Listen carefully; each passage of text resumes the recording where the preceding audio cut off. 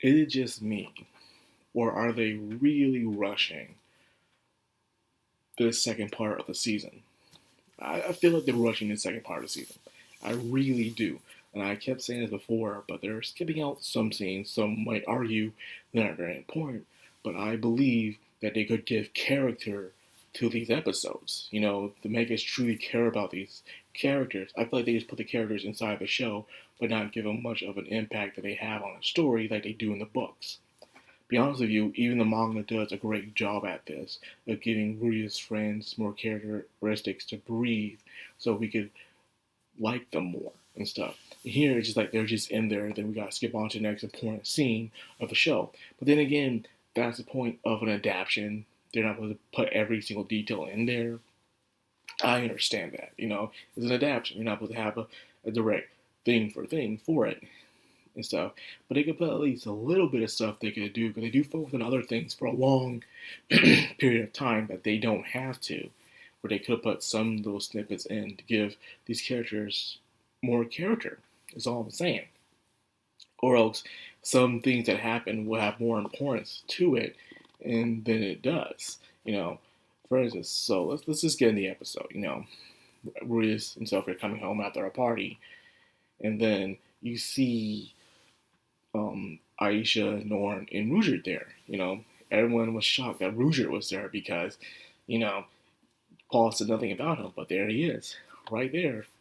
Everyone was freaking happy to see Ruger. We haven't seen Ruger in a long time. Hell, we haven't seen any of these characters in a long time. Rudy just hasn't seen them in a long time because it's been years. Heck, we haven't seen Norn since volume, volume 5 in Royal Volume 11. So we haven't seen her more than half of that already. That's crazy. And of course, we didn't see Aisha in Ruger since Volume 6 of the light novels. So there's that.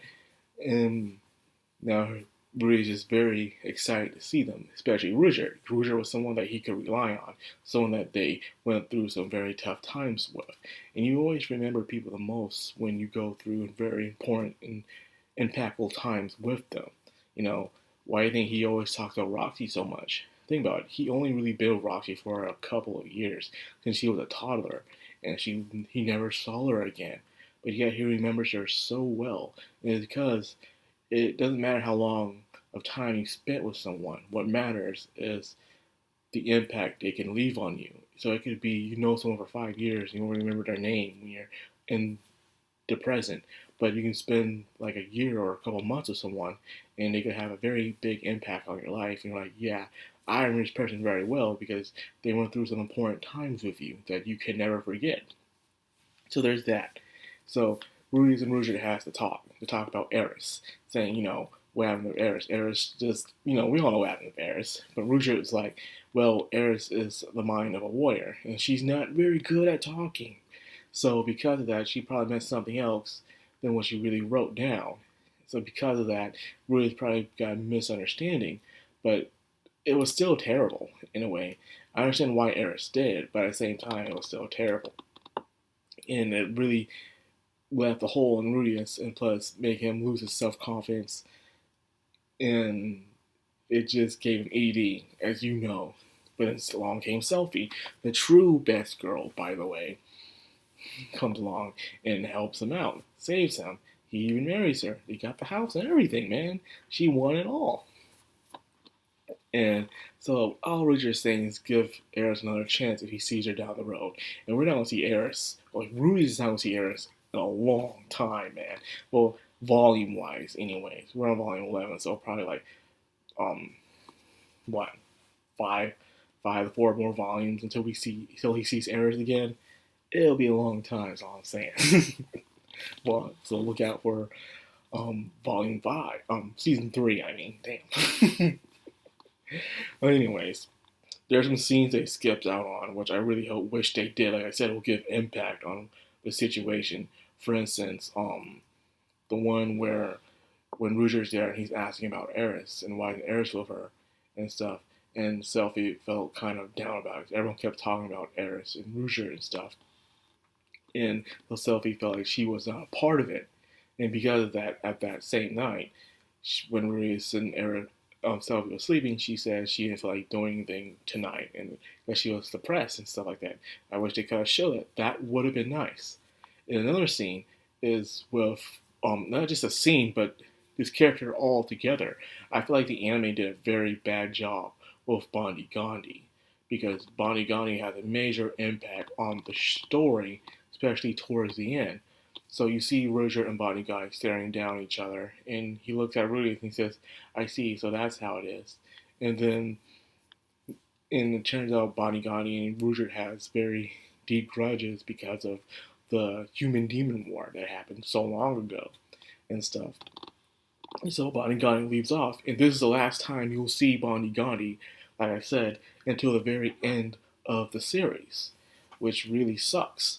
Because the problem with this is that they did Bonnie Gandhi wrong in the show. See, even in, like I said, a manga, Bonnie Gandhi had this impact. Like, even if he was on the panels or in the story, he demanded everyone's attention for how big of life he was, what a big presence and impact he left, making everyone cheerful. When people were feeling depressed or confused or conflicted, he would show up and laugh and ask the party or to take it easy and stuff. That was his thing. They didn't do a very good job of Bonnie Gandhi in the anime, in my opinion. In fact, for a lot of the characters, they could have done a better job giving them more personality. Like I said, these small scenes would have helped with these characters, so we would feel more, growth with these characters. But we don't get that thoroughly in the anime, unfortunately. Like I said, I know it's an adaptation, but these little scenes could have helped make these characters truly shine. That's all I'm saying. And plus, the perspectives would have helped out a lot. So, anyways, another scene they skipped on is after Rudius was talking about what Paul wanted them to go to school, and you take the entrance exam, we'll see what he'll do from there. And Aisha left a very impactful line: "School has nothing left to teach me." School has nothing left to teach you. Imagine going to school and going to college and then wasting all that money and being in debt and not getting the job you want that you got the degree for. It's just crazy.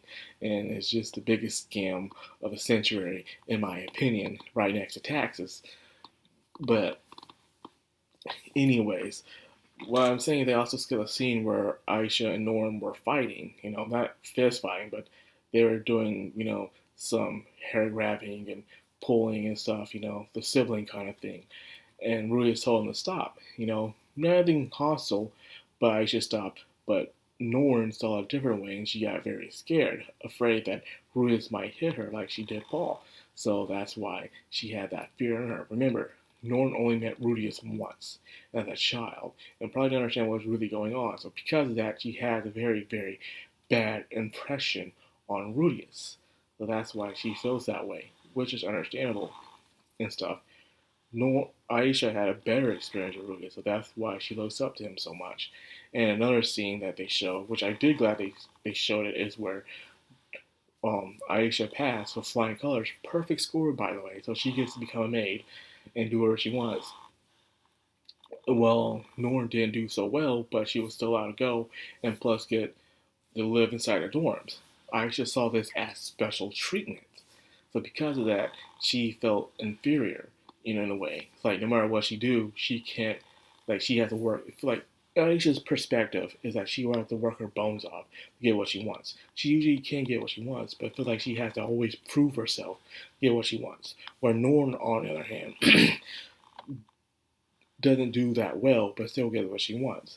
So because of this, Aisha sees it as someone who isn't even trying to do anything. So because of that, she's like, this is not fair. How come I let my bones be on top of my game all the time, but yet, and I do get what I want by working hard, but this person just gets what she wants because she asked for it. That's Aisha's perspective. Norm's experience perspective is she's afraid of Rudius, and she's lacked confidence in a way. And because of this, she's not good at a lot of things. So she needs her space. Space to find herself, to grow, to find more confidence, and to truly love herself, and also grow a relationship with Rudius. So Rudius, that's really why Rudius did this for her. But they don't see it that way. And it's because of the people in their lives. Mainly the grandmother and Aisha's mother, Lilia.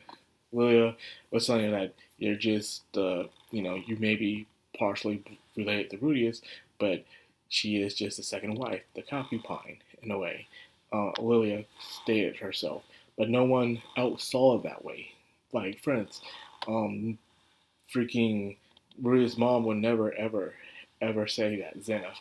Zenith will rather see Lilia as the second wife than seeing her as a concubine in a way. Even though Zenith is a very strong believer in Millis, she would rather see her that than a concubine, and probably seeing Aisha as just as her own daughter as well, even though she didn't give birth to her. She sees her as blood no matter what. That's a strong bond they have. So this gave Aisha a very inferiority complex, especially they're going through living with the grandma, and the grandma was just terrible, by the way. You won't see grandma until later on down the road, too, by the way. See what kind of piece of work she is. So there's that scene. And then there's the painting scene that shows that Rudy's this dumb henchman dead. Oh my goodness, those two just almost got that dude in trouble, man. Imagine robbing a bank with a bag of money. You give it to the person you know, and you run off. And that person with the bag of money gets caught. That's exactly what's about to go down. But luckily, Rudy was able to clear things up. Another scene they skip, once again, is where his two henchmen, Lilia and Persona, actually met Rudy's sister, Aisha. They met her in the market because remember they're beastkin, so they can smell people's scent, and she knows that she must be related to Rudius because she had a very similar scent to Rudius. But however, when they saw Norn, they didn't see any difference in between the two, even though their eye color are very similar in the way they look similar. But they couldn't see that because things were so different in the smell.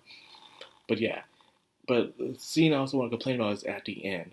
Already at the end, we see Norn in her room locked away, on her blanket, just upset and depressed, which is towards the end of volume 11.